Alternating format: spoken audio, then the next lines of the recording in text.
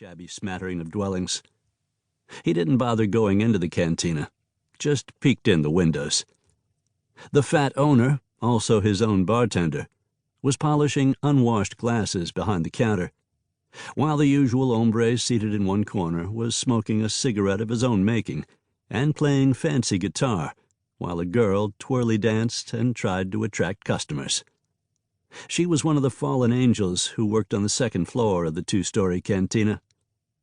Now that the Victory Saloon had shut down its brothel business, this was the only place you could buy a little love in Trinidad.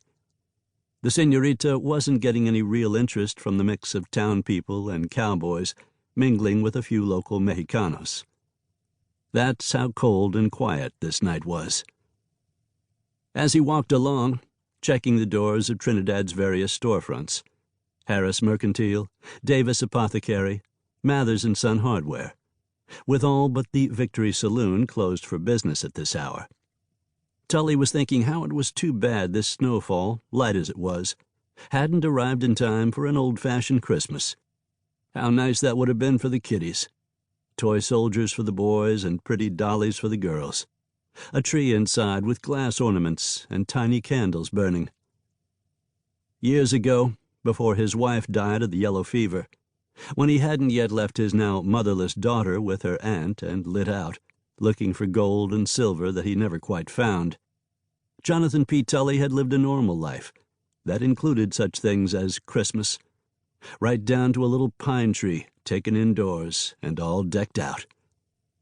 Where he once lived, there'd been Yuletide snow, too. Now there was snow, some anyway, but Christmas was over and gone. Not that Christmas had missed Trinidad entirely. There'd been doings at Missionary Baptist and at the Victory Saloon, too, rather different in nature. Some red ribbons and bunting got strung up along Main Street. But lots of folks went by wagon over to Las Vegas, the biggest little town in this part of New Mexico, for celebrating, whether the family variety or the whooping it up kind. Next year might be different. By this time next calendar, the Santa Fe Railroad spur would have likely got itself finished up, linking Trinidad to Las Vegas. Trinidad would have grown some by then. Several new businesses were already in. Most recent, Maxwell Boots Saddle and Harness Depot, a leatherwork store down past the new newspaper, the Trinidad Enterprise. More houses were going up every day, seemed like. Hammering and sawing was damn near non-stop. Caleb York called it progress. Tully never knew progress was so loud before. As he walked along the boardwalk with his shotgun cradled in his arms, which was fitting, as he thought of the scattergun as his baby, Tully found himself suddenly shivering. Then his teeth began to chatter. He had realized the night was a mite nippy, but he didn't own a coat at this juncture, just hadn't got around to it. And anyway, New Mexico winters were brisk, but never bitter, in his experience. Just like the summers around Trinidad never got so hot a man hardly ever noticed he was sweating. The general darkness of the night, the blackness of the sky somehow giving off white flakes, was broken only by the glow of the Victory Saloon's windows. Tully knew his boss was in that cheery den of iniquity right now, playing cards with the town fathers. The deputy picked up the pace, heading over there. It was cold enough tonight that the inner doors of the saloon were shut over the batwing ones that normally welcomed in the weather as well as customers.